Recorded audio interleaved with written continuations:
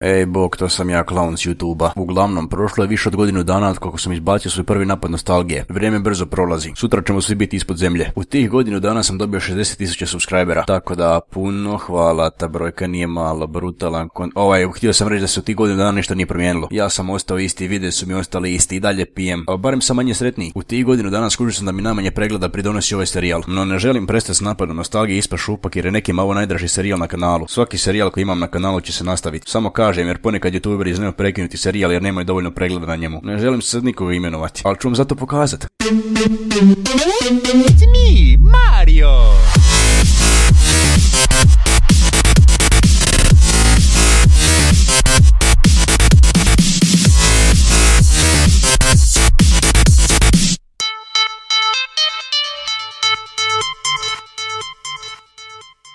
Svoje osjećaje koje gajim prema ovoj igrici ću demonstrirati jednim starim videom iz 2014. dok sam kumu skoro zadao prilom kostiju. Evo ovako, ovo tu je Call of Duty 2, a ovo je nostalgija. And his name is John Cena!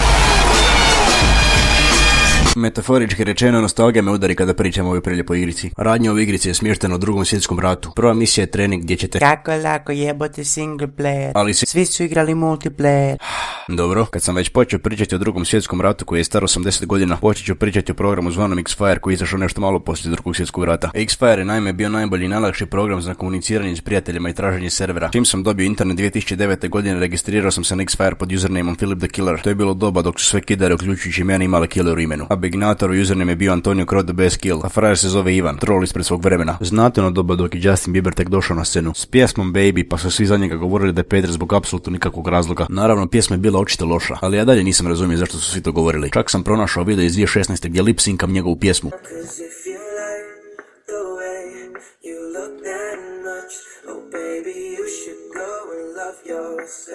I nije me sram. 2019. možemo napokon priznati da nije peder i da je talentirani pjevač. Da se barem mogu vratiti u to vrijeme kad je neki klinac preko Facea napisao Justin Bieber je peder. Pa bi klinka odgovorila. On može imati curu kada god poželi. I tako su se svađali zbog nekih apsurdnih stvari, dok ja sjedim ispred ekrana i uživam. Zapravo što ja pričam, ništa se nije promijenilo. Ljudi se dalje svađaju po Facebooku zbog nebitnih stvari. Samo što je sad tužno postalo. Pomoću stranice Wayback Machine uspio sam pronaći svoj drugi profil iz 2010. In free time I use Dobro, koja pička materna je ovo. Vratilo mi se razmišljanje 13-godišnjaka i polako shvaćam zašto su mi retardirani komentari ispod svakog videa. I opraštam vam. 2 minuta i 38 sekunda. I dalje nisam apsolutno ništa rekao u igrici. Moram preći što brže na stvar. Nedavno sam se dopisivao s nekom ženskom. U tom razgovoru ženska je rekla: nisam dijete da igram igrice. Igrice su gubljenje vremena. Radije ću nešto raditi. I razmišljam si, možda je u pravu. Dobro, nebitno sad. Znači, radnja igrice je smještena u Drugom svjetskom ratu. U igrici možete igrati Deathmatch. To je kad se svi kolju sa svakim. Team Deathmatch. To je kad se timovi međusobno kolju. Search and Destroy. To je kada postavite bombu neprijatelju pa je oni moraju aktivirati ili obrnuto. I Capture the Flag i Headquarters, koji su sveukupno bili jebani koji 2%. Najpoznatije mape u igrici su bile Burgundy, Quarantine, Saint-Mère-Église i najpoznatije Tužan. Tužan pozna više nego vlastitu kuću, ali ne zaboravimo i manje popularne mape poput Matmata, Rostov, Leningrad, El Alamein. Ta mapa je bila mrak, doslovno mrak. Kad sam priigrao na starom monitoru, brightness je do kraja bio jer u suprotnom nisam mogao vidjeti 2 metra ispred sebe. Kako je ovo nostalgično, jednostavno moram upaliti igricu.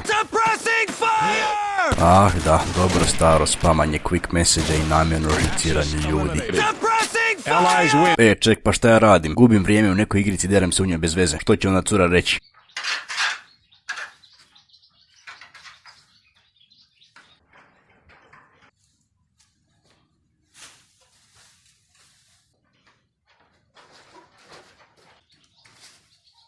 Eto sad kad sam nešto korisno napravio, napokon se mogu vratiti pričanju o glupim igricama. Oružja su raznolika, ovisi u kojem ste timu. Timu Amerikanaca, Rusa, Britanaca ili Njemaca. Sada ću ocijeniti oružja. Amerikanci, Grizz Gun, solidno oružje, rijetko korišteno. M1A1 karabin, smeće od oružja. Korišteno jedino kada se slučajno stisne između M1 Garanda i Grizz Guna. M1 Garand, jedno od najjačih oružja u igrici. Springfield, najdraži snajper u igrici. M1897 pumperica. Ovo pumpa ima svaki tim, jako je dobra. Thompson, solidna puška. Čekaj, Thompson, to mi je od nekog poznato. Marko je u to vrijeme u rukama imao američku stranicu Thompson po kojoj je dobio nadimak. Pa da, sad sve ima smisla. Zamislite da je držao kalaš u ruci tijekom rata. Ljudi bi danas govorili: kalaš je za mjesec dana, ili idemo? I bar koji isto niko nije koristio. Njemci, MP40, ok. Kar 98K, najbolja puška u igrici. Gewehr, smeće, ali malo manje od M1A1. Kar 98K sniper, uvijek mi je bio jednostavno draži obični karabin. MP44, najbolja automatska puška u igrici. Britanci, Sten, podcijenjena puška. Lee Enfield, najbolja puška za ubijanje protivnika bez ciljanja. Lee Enfield, sniper, odličan sniper. Bren LMG, ne. Rusi, PP PS 4.2, ove puške se ni ne sjećam. Mosin Nagant, ruski Kar 98, Tokarev, desni enter korišten više. Mosin Nagant sniper, ok sniper i PPSH, najbrže oružje u cijeloj jebenoj igrici.